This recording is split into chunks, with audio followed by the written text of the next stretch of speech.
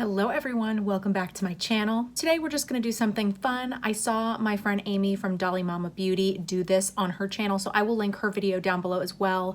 I know she heard about it from someone else. I don't know, I didn't see that video, but I know that she linked it in hers as well. But I saw her do this and I thought it just sounded super fun and a good challenge. So I wanted to try it. So basically we're going to talk about the 10 palettes that I would keep in my collection if that was all I was allowed to keep. If I was only allowed to have 10 palettes, which ones would I keep? So obviously I'm thinking about the ones that are already in my collection. And I tried to think about variety a little bit. I will admit that there are quite a few purple palettes in this because I just love purple. So I mean, you know, there were just a few that I couldn't resist, you know, but I also tried to think of versatility. I tried to think of just formulas that I really enjoy, and some of these might surprise you. Some of them are limited edition, so sorry about that, I guess. I mean, they're in my collection. But I think it was interesting when I was choosing these because some of them were easy picks, some of them it took me a little bit to go back and forth between some different ones. So we're gonna do this not in any order. All right, so let's start with the first one, which is a limited edition palette, although I do believe that you can still get it. This is the Marc Jacobs Steel palette, and this palette made me buy another one of their palettes during the Sephora VIB sale, which I talked about in my Sephora try-on haul. I can link that above if you didn't see it. But I purchased another one of these because I loved this one so much. And I actually did think about putting in the other one that I got, which is Frivolux, which is part of their permanent collection. I thought about putting that one in. I could have kind of gone either way with this one. I'll tell you why I chose this one though. And I know that that one's super new to me, but I really love it already. And this one is pretty new to me too. And I love it. So this is what you get in here, and the reason why I chose this one instead of the other one is I do have a lot of purples that I've chosen in my list already, and so I felt like, you know, I didn't need as many of those in that palette, and this is a great staple palette just with cool tones, and so I thought that was really nice. It also gives me a nice black, it gives me a nice cream shade to highlight my brow bone, that kind of thing, and it's got that really fun, gorgeous shade right there that can really just glam up a look in 2 seconds. And I just love the quality of this. I love the shade selection. This is one of those palettes that if I wanted cool tones, I could just easily do a whole look, lots of different types of looks with this palette. So if you really enjoy cool tones, I think you need to check this one out. I don't know how long it will be available before it's gone, if it ever disappears, but they say it's limited edition. But wow, this is a beautiful palette, so good. Another sort of cool tone palette that I believe is limited edition. I don't know if you can still get this one. I'm not totally sure. If you can, then I will link it down below, of course. But this is the Sultry palette from Anastasia Beverly Hills, and I got this at one of the VIB sales, and I kind of went back and forth on it because it looked very neutral to me. Let me show you what it looks like. I'm just going to take out this brush. You know, it looked really neutral, and it is a very cool tone neutral though, which is really nice. And I've been into cool tones a lot more lately, you know, and it's got that pop of the coral in there, but for the most part, it's, you know, a pretty neutral palette. But these shimmers, they are absolutely beautiful, and they really got me in this palette. This is such a great quality palette. The formula is beautiful, and I've been loving this palette ever since I got it. I still love it. It's just one of the best palettes I think that ABH has come out with, and I wouldn't want to get rid of this one. I would want to hang on to it. Then we have one by an indie brand, and this is the Hasina 2 palette by Blush Tribe. And when I thought about some of my favorite colors, you know, to wear, obviously purple is at the top of my list. I just love wearing purples always. And this one has some beautiful purples in there, but it also gives me some great greens, and it even gives me a couple blues in there. So I felt like this would give me a lot of versatility when it came to color. And I feel like unlike a lot of the other purples that I included in my list, these will give me a pretty bright, punchy, vibrant type of purple look. And I wanted something that would do that because I really do like that look sometimes. And I really love this palette. You know, I do struggle with that purple a tiny bit, but it's nothing I can't work through. And, you know, it just can maybe be a little bit patchy because it's that rich, bright purple shade. But oh, it's just gorgeous. I really enjoy this palette, and I feel like I can do a lot of color with this palette. And I have to keep it. Then I have the Berries and Cream by Dominique Cosmetics. And I will say, I really went back and forth whether it was going to be this one or the Latte palette, because I do really love the Latte palette. And that one has some really good neutral, like warm type of shades in there, some great shimmers. And it does even have a nice purple and a nice blue in there to add some color. But this palette, I really love this palette. And you do still have some more neutral tones. They aren't quite as warm as in the Latte palette, but some of these shades I love. And you still got, you know, your kind of typical bronzy shade in here. Gorgeous though. But the shade Cranberry and the shade Sugar Cookie is so beautiful. I love Sugar Cookie. It's just a stunning shade, either for all over the lid or on the inner corner. And these mattes are just beautiful. And I mean, this navy is so gorgeous and works beautifully. I mean, I just had to choose this one over the Latte palette. As much as I love the Latte palette, I do. If it had to be between the two of them, this one wins for me for sure. I just love this palette. I love the looks every time I use it. The quality is amazing in both the mattes and the shimmers, and I love it. It's beautiful. Then one that might surprise you that is newer to me, but I wanted to pick the Venus XL2 from Lime Crime. I pretty recently did videos on this palette, and I really enjoy this palette. And I think part of the reason why I wanted to include it is that it has a lot of those neutrals, so I can do pretty, you know, toned down looks, but it also has some really fun pops of green in there and some really pretty rosy tones and just some different things in here. This is just one of my more unique palettes in my collection. And if I wanted to do just kind of a typical brown eye look, I can do that from this. And I just think that some of these finishes are beautiful. I think the quality is great.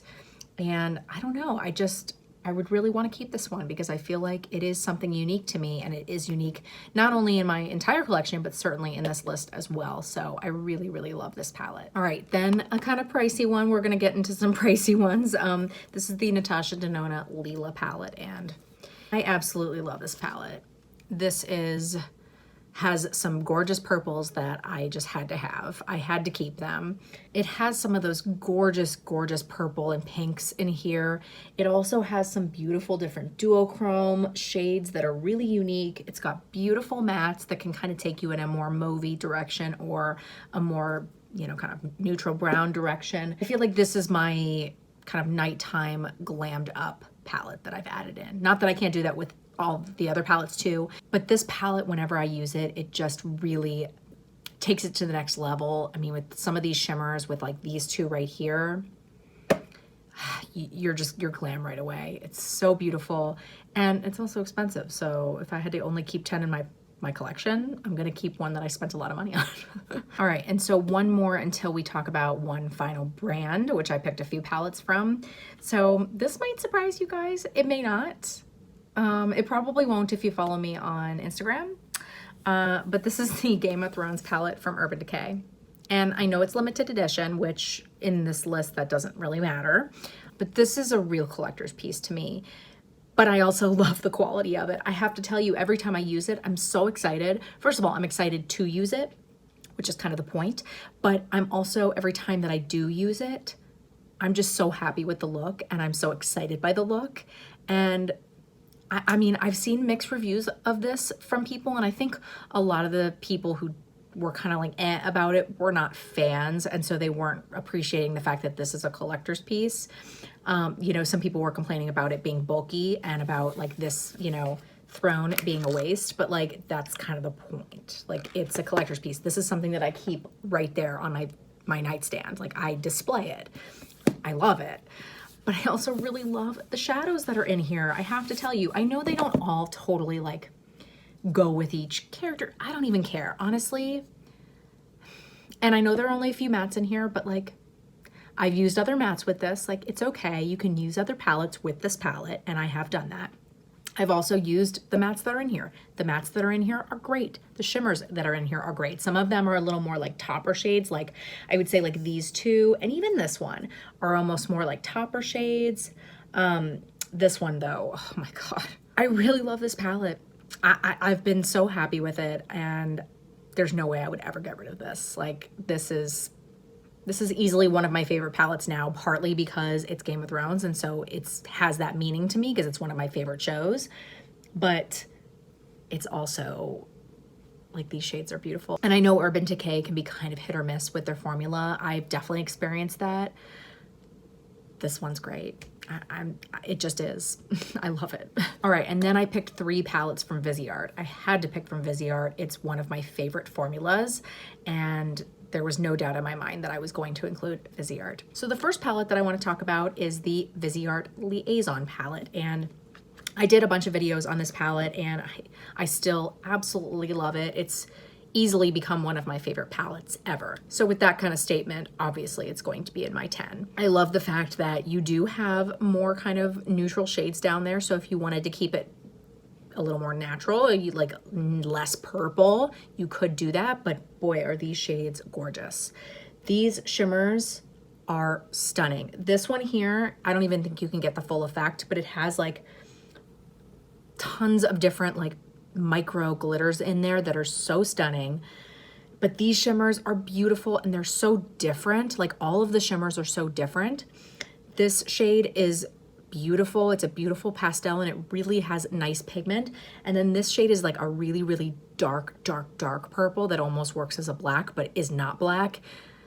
The quality in here is amazing. Obviously the mattes are, because Viseart has amazing mattes. They just do. But the shimmers in here are a step above what they've had in the past, and they are so stunning. This is an amazing palette, and I just can't say enough good things about it. It's absolutely fabulous. If you love purple, you have to have this palette. And then the next 2 kind of go together, kind of.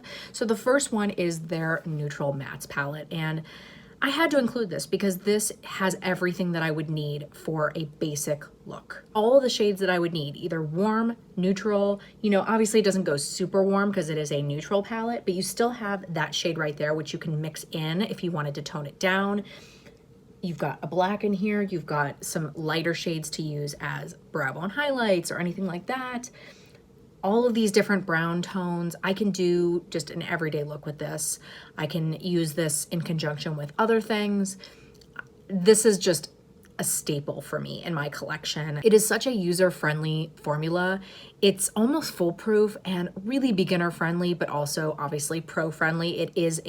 Viseart is a brand that is geared toward professionals, hence which is why with a lot of their palettes like this, they're either all shimmer or all matte. They've obviously come out with some of these that have both, but these palettes are meant to be for makeup artists because they don't have any shimmer in them and they don't want to mix those 2 things. Obviously, someone who's not a makeup artist can still get them, but that is what they are made for, and they're just beautiful. They almost blend themselves. They are so easy to work with. I can't say enough good things about these. They are expensive, but they're really, really worth it. Then the most expensive palette in my collection, I had to include, I mean, it's